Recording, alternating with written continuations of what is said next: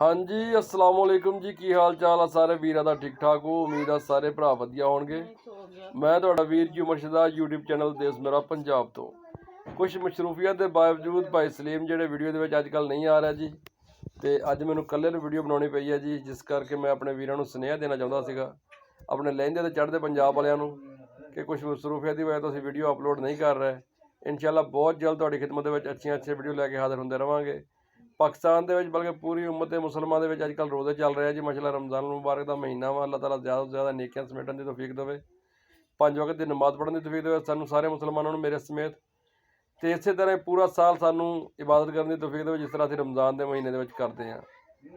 बाकी अल्लाह ताला खैर सुख रखे, कमियां कोताहियां होंदियां नहीं साडे कोल चैनल दे विच, ते छोटे वीर समझ के उन्हां गलतियां नूं भुला दिया करो ते दुआ करिया करो अल्लाह ताला सानू अच्छी तो अच्छी वीडियो लैके तुहाडी खिदमत में पेश होने की तौफीक दिंदा रहे।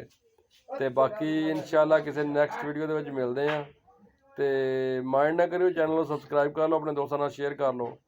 तो ये बिल्कुल ना सोचा करो कि असीं वीडियो छड्डती है या चैनल बंद करन जा रहे हैं, ऐसी कोई गल नहीं, सब झूठियां खबरां वा। इंशाअल्लाह बहुत जल्द तुहाडी खिदमत में हाज़र होया करांगे।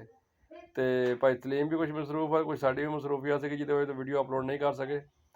बहुत जल्द इंशाअल्लाह आ रहे हैं अच्छा कंटेंट लैके तुहाडी खिदमत में। बने रहो, चैनल सबसक्राइब कर लो, वीडियो अच्छी लगी तो वीडियो लाइक कर दो। इंशाअल्लाह मिलते हैं नैक्सट वीडियो के। अल्लाह हाफिज़। सन तू कहते अल्लाह हाफिज़। अल्लाह हाफिज़। अल्लाह हाफिज़ जी।